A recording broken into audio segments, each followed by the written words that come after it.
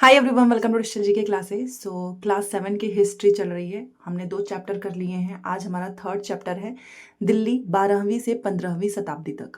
और आज का ये टॉपिक बहुत बहुत इंपॉर्टेंट है क्योंकि यहाँ से इतनी बार क्वेश्चंस पूछे गए हैं। तारीख के लेखक के बारे में पूछा गया है, इल्तुतमिश, रजिया सुल्तान, मिनाहे सिराज ने क्या कहा है, ठीक है, देहली वाल क्या है, एक तरीके का सिक्का है। ये सारी चीज़ें हमें पढ़नी है और लास्ट में क्वेश्चन आंसर जो कि इसी एक एक लाइन से पूछा गया है वो मैं आपको बताऊंगी। और हाँ, टेलीग्राम पे कुछ क्वेश्चंस जो हैं वो पोल वाला पता नहीं क्यों जा ही नहीं पा रहा है, तो थोड़ी देर के बाद से जो इसके पहले वाली क्लास हुई थी सेकंड और ये एक साथ आपको सारे क्वेश्चन आंसर्स पोल में मिल जाएंगे, ठीक है, टेलीग्राम पे। तो उसका लिंक कमेंट सेक्शन मिल जाएगा। तो चलिए स्टार्ट करते हैं। पहली बार आए हैं तो प्लीज़ चैनल को सब्सक्राइब करके वीडियो को लाइक करके सपोर्ट बनाए रखें। और नोट्स, अगर आपको मेरा खुद का नोट्स चाहिए होगा जो कि मैंने खुद बनाया है, तो आप इस नंबर पे मैसेज करके ले सकते हो। यहाँ से पूरी थ्योरी आपकी तैयार हो जाएगी, ठीक है। अब देखो, हम दिल्ली 12वीं से 15वीं शताब्दी पढ़ने वाले हैं। तो अभी यहाँ पर आपका कुछ इन्फॉर्मेशन है। यहाँ पर बताया जा रहा है कि हमने चैप्टर 2 में ऑलरेडी पढ़ लिया है। कावेरी डेल्टा जैसे क्षेत्र जो है वो बड़े राज्यों के केंद्र बन गए थे, ठीक है। बट अभी तक हमने ये नहीं देखा है कि दिल्ली किसी की राजधानी रही हो, ये हमने नहीं पढ़ा है। क्यों? क्योंकि इसका मेन रीजन ये है ना कि दिल्ली महत्वपूर्ण शहर जो है वो 12वीं शताब्दी में बना, इस वजह से, ठीक है। पहले जो है तोमर राजपूतों के काल में दिल्ली जो है किस साम्राज्य की राजधानी बनी। 12वीं सदी के मध्य में तोमरों को अजमेर के चौहान, जिन्हें चाहमान नाम से भी जाना जाता है, ने परास्त किया। तो ये भी याद रखिएगा। वैसे तो मैं पढ़ा चुकी हूँ कि तोमरों को अजमेर के चौहान, जिसे हम चाहमान बोलते हैं, इस नाम से जानते हैं, इसने परास्त किया। तोमरों और चौहानों के राजकाल में ही दिल्ली जो है वो वाणिज्य का एक महत्वपूर्ण केंद्र बन गया। तो पहला क्वेश्चन ये है कि दिल्ली वाणिज्य का एक इम्पॉर्टेंट केंद्र कब बना है? तो तोमर और चौहान के राजकाल में। इस शहर में बहुत सारे समृद्धशाली जैन व्यापारी रहते थे, ठीक है। ये भी आपसे क्वेश्चन पूछेगा क्योंकि डायरेक्ट ये क्वेश्चन मुझे लगता है कि अभी तक बहुत सारे एग्जाम में पूछा है और कुछ लोग समझ ही नहीं पाते हैं कि ये क्या है, ठीक है। तो ये ध्यान रखिएगा, जिन्होंने अनेक मंदिर का निर्माण करवाया। यहाँ देहली वाल कहे जाने वाले सिक्के भी डाले जाते थे जो कि काफ़ी प्रचलन में थे। तो क्वेश्चन ये पूछा था कि देहली वाल क्या है? तो ये एक तरीके का सिक्का है, ठीक है। बहुत इंपॉर्टेंट है, ये पॉइंट आपको नोट करना है, ठीक है। अगेन जो जो चीज़ें पूछी जाएंगी वो मैं आपको बताऊंगी। तो इस तरीके से 13वीं सदी के आरंभ में दिल्ली सल्तनत की स्थापना हुई और इसके साथ दिल्ली एक ऐसी राजधानी में बदल गई जिसका नियंत्रण इस उपमहाद्वीप के बहुत बड़े क्षेत्र पर फैल गया था, ठीक है। और अभी हम डिटेल में देखेंगे, अभी तक के लिए यहाँ पर कुछ इंपॉर्टेंट नहीं है, ठीक है। तो जिसको आज आप दिल्ली कहते हो ना, वहाँ पे सुल्तानों ने अनेक नगर बसाए।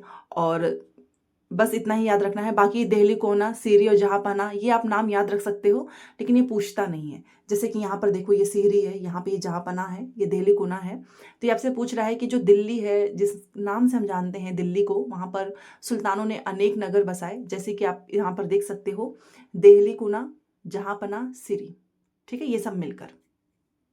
तो वैसे आप ये नाम भी याद रख सकते हैं। मे भी आपसे पूछा जाए कि सुल्तानों ने जो नगर बसाए थे उसके नाम इसमें से पहचानो, ठीक है। ये जो है आपको, आप इसका स्क्रीनशॉट ले सकते हो या फिर नोट्स में तो मैंने दिया ही हुआ है, आप इसे नोट कर सकते हैं। क्योंकि दिल्ली के शासक हैं, कई बार इनका ईयर पूछेगा आपसे, कौन सा ईयर था।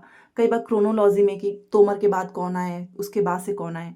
तो यहाँ पर मैं आपको एक दिखाती हूँ, तोमर, ठीक है। ये सारी चीज़ें आपको याद रखनी है। चौहान, तुर्की शासक, तुर्की शासक में भी क्रोनोलॉजी में कि पहले कौन थे, कुतुबुद्दीन ऐबक, फिर इल्तुतमिश, फिर रजिया, फिर गैसुद्दीन बलबन, फिर खिलजी वंश आता है इसके बाद से, ठीक है, जिसमें जलालुद्दीन खिलजी, अलाउद्दीन खिलजी, खिलजी के बाद से तुगलक वंश आता है। ये वंश आपको याद रखना है क्रोनोलॉजी में, क्योंकि कई बार ऐसे ही पूछता है कि तुगलक के बाद से सैयद वंश आता है, फिर लोदी वंश, ठीक है।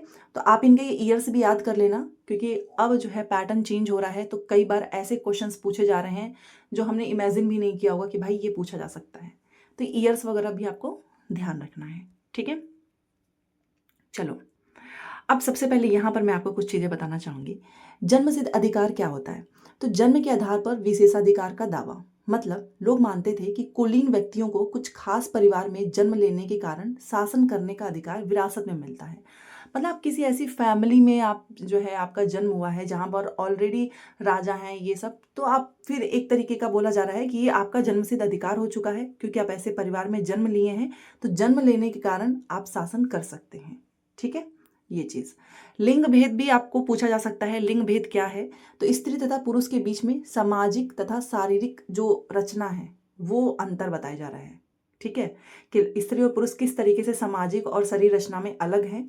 और आमतौर पर यह एक तरीके का लॉजिक देते थे लोग कि ये जो अंतर है ना शरीर रचना में और सामाजिक, इसी कारण जो पुरुष है वो स्त्री की तुलना में श्रेष्ठ है, मतलब वो महान है पुरुष स्त्री के कंपेयर में। ठीक है, तो ये कई बार स्टेटमेंट में पूछा जा सकता है, लिंग भेद क्या है ये आपको याद रखना है। ठीक है, तो ये तो मैंने आपको बता दिया। अब यहां पर देखिए, सुल्तान के अधीन दिल्ली, ये एक एक लाइन समझते जाइएगा। इतिहास, तारीख एक वचन और बहुवचन में हो जाता है त्वारीख। ठीक है, जो कि सुल्तानों के शासनकाल में प्रशासन की भाषा फारसी में लिखे गए थे। ठीक है, त्वारीख के लेखक सचिव, प्रशासक, कवि और दरबारी जैसे सुशिक्षित व्यक्ति होते थे जो घटनाओं का वर्णन भी करते थे और शासकों को प्रशासन संबंधी सलाह भी देते थे। वे न्याय संगत शासन के महत्व पर बल देते थे। ये एक एक चीज याद रखिएगा। अभी मैं आपको क्वेश्चंस दिखाऊंगी तो उसमें आपको समझ में आएगा कि स्टेटमेंट में पूछा हुआ है। ठीक है, कुछ और बातें याद रखना है पूरी लाइन टू लाइन। पहला, त्वारीख के लेखक नगर में रहते थे। ठीक है, गांव में नहीं रहते थे। गांव में बहुत मतलब कभी कभार रहे होंगे, मोस्टली नगर में रहते थे। क्वेश्चन पूछा है। वे अक्सर अपने इतिहास सुल्तानों के लिए ना बहुत सारे इनाम पाने की आशा में लिखते थे, ऐसे बढ़ा चढ़ाकर उनकी तारीफ।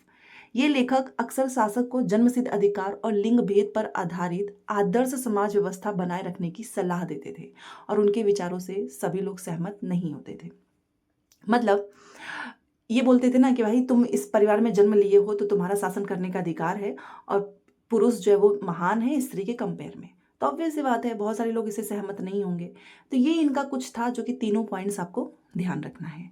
और ये लिंग भेद इस चैप्टर में क्यों इंपॉर्टेंट है, क्योंकि आपको पता है रजिया सुल्तान जो कि इल्तुतमिश की बेटी थी, बहुत ज़्यादा उस मतलब सारी क्वालिटी थी उसके अंदर, लेकिन सिर्फ एक फीमेल होने के नाते मिनाहे सिराज ने बोला कि ये नहीं बन सकती है रानी। ठीक है, क्योंकि राजा मतलब रानी शासन करने के रूप में लोग उस समय मेल मतलब एक पुरुष को ही देखते थे। ठीक है, तो 1236 में सुल्तान इल्तुतमिश की बेटी, याद रखना है इल्तुतमिश की बेटी का नाम था रजिया सुल्तान, सिंहासन पर बैठती है। उस युग के इतिहासकार मिनाहे सिराज ने स्वीकार किया है कि वह अपने सभी भाइयों से योग्य थी, मतलब सक्षम थी। मतलब जितने भी उसके भाई थे ना, सारे भाइयों में रजिया काफ़ी ज़्यादा योग्य थी, सक्षम थी उन सभी के कंपेयर में। फिर भी वो एक रानी को शासक के रूप में मान्यता नहीं दे पा रहा था। फिर भी मिनाहे सिराज को लग रहा था कि नहीं भाई, देखिए रानी मतलब हम इनके सामने इनकी बातें मानेंगे, इनके सामने सर झुकाएंगे, तो हम इनको मान्यता नहीं दे सकते हैं। दरबारी जन भी उसके स्वतंत्र रूप से शासन करने की कोशिश से प्रसन्न नहीं थे। जो उसके दरबार में थे वो लोग भी खुश नहीं थे कि भाई रजिया कैसे बन गई, एक औरत कैसे बन सकती है। और इन लोगों ने ना बगावत किया कि 1240 में उसको सिंहासन से ही हटा दिया गया, रजिया को। भले से वो कितनी भी योग्य है, सक्षम है, बट वो एक औरत है तो वो रानी नहीं बन सकती है। 1240 में उसको सिंहासन से हटा दिया गया है। एक एक लाइन यहाँ से इंपॉर्टेंट है कि कब उसको सिंहासन से हटाया गया है, 1240 में। रजिया बेटी किसकी थी? इल्तुतमिश की। ये किसने बोला है कि वो अधिक योग्य और सक्षम थी? मिनाहे सिराज ने। ठीक है, और ये जो यहाँ पर कहानी लिखी गई है ये पूरा का पूरा आपको एग्जाम में छपा हुआ देखने को मिलेगा। तो उसमें ये था कि रजिया के बारे में मिनाहे सिराज ने अपने विचार रखे हैं। मिनाहे सिराज का सोचना था कि ईश्वर ने जो आदर्श समाज व्यवस्था बनाई है उसके अनुसार स्त्री को पुरुष के अधीन होना चाहिए, ना कि पुरुष को। मतलब पुरुष के अंडर में होंगी स्त्रियां, जो पुरुष कहेंगे वही स्त्री फॉलो करेंगी। एक स्त्री शासक नहीं बन सकती है और रानी का शासन इस व्यवस्था के विरुद्ध जाता है। मतलब उसको लगा कि भाई ये जो समाज की व्यवस्था बनी हुई है इसमें तो रानी बन ही नहीं सकती है, ये तो इसके विरुद्ध जाता है। इसलिए वह पूछता है कि खुदा की रचना के खाते में उसका ब्यौरा जो कि मर्दों की सूची में नहीं आता, इसलिए इतनी शानदार खूबियों से भी उसे आखिर हासिल क्या हुआ। ये कहानी के लिए नहीं बता रही हूँ, ये स्टेटमेंट पूरा लिखा हुआ रहेगा, एग्जाम में पूछेगा कि ये किसने कहा है? मिनाहे सिराज ने। ठीक है, उसने कहा है कि भले से तुम्हारा ब्यौरा जो है वो मर्दों की सूची में नहीं आता है, इसलिए इतनी सारी खूबियां हैं तुम्हारे अंदर, फिर भी तुमको क्या ही हासिल हुआ। ठीक है, मिनाहे सिराज ने रजिया सुल्तान के लिए ये चीज लिखा है।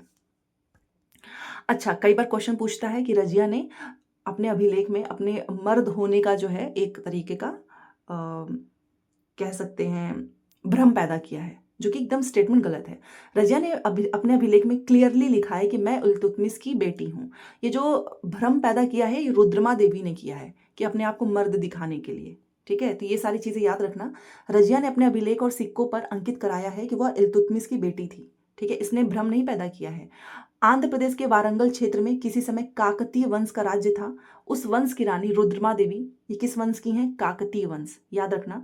रुद्रमा देवी के व्यवहार से रजिया का व्यवहार एकदम ऑपोजिट था। रुद्रमा देवी ने अपने अभिलेख में अपना नाम पुरुष जैसा लिखवाकर अपने पुरुष होने का भ्रम पैदा किया। तो भ्रम पैदा किसने किया है? रुद्रमा देवी ने, ना कि रजिया ने। ठीक है, काकतीय वंश की थी ये। थर्ड क्वेश्चन पूछेगा, एक और महिला शासक थी जो कि कश्मीर की रानी थी। इनको लोग प्यार से दिद्दा कहते थे। उनका नाम दीदी मतलब बड़ी बहन से निकला है। तो उनकी जो प्रजा थी ना, उनको प्यार से दिद्दा बोलती थी। ठीक है, तो दिद्दा कहाँ की है? कश्मीर की रानी है। ठीक है, तो ये जो हमने अभी टॉपिक्स पढ़े हैं, सबसे पहले इसके क्वेश्चन आंसर करते हैं, क्योंकि यहाँ से हमारा अलग वंश स्टार्ट हो रहा है, खिलजी और तुगलक, जो कि हम कल करेंगे। एक साथ पढ़ाने से फिर ना क्वेश्चन आंसर और टॉपिक्स क्लियर नहीं हो पाता है, और अभी तो नोटिफिकेशन भी नहीं आया है। तो पहले क्वेश्चन आंसर करते हैं, इसी बीच आपको लाइक जरूर करना है। तो देखिए, अब जो भी मैं यहाँ पे क्वेश्चंस लेकर आई हूँ, वो सीटेट, SSC, चाहे वो आपका वो दिल्ली पुलिस वाला जो एग्जाम होता है, D++ हर एग्जाम में पूछा हुआ है। ठीक है, रजिया सुल्तान किस शासक की बेटी थी? तो ये है इल्तुतमिश। ठीक है, इल्तुतमिश की बेटी थी। अपने अभिलेख में इन्होंने क्लियरली लिखा हुआ है कि भाई मैं इल्तुतमिश की बेटी हूँ। ठीक है, देखो ये क्वेश्चन मैं आपको बोल रही थी, देहलीवाल, जेटेट ने तो पूछा ही है, बाकी जगह भी पूछा गया है। देहलीवाल है क्या? कुछ लोग पहली बार सोचेंगे कि अरे ये तो कुछ जगह का नाम लग रहा है, बट ये दिल्ली का एक सिक्का है, देहलीवाल।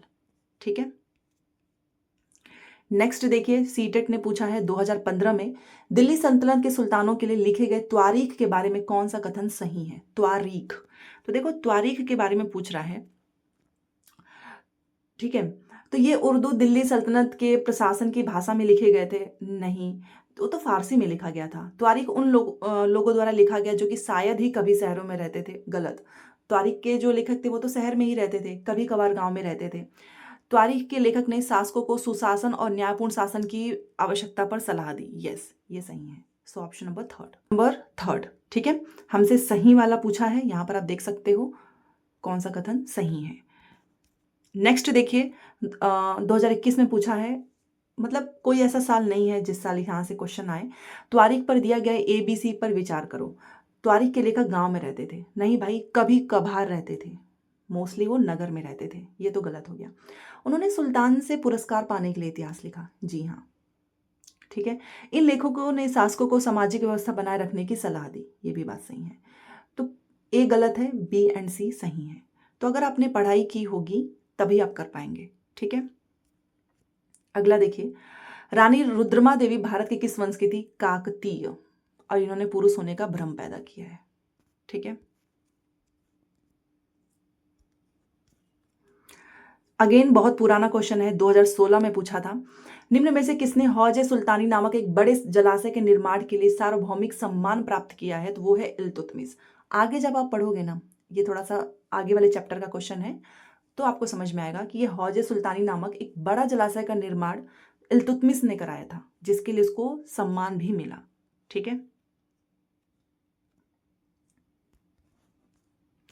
अगला देखिए, निम्न में से कौन सी एक रानी ने जम्मू और कश्मीर में शासन किया है? तो वो है दिद्दा।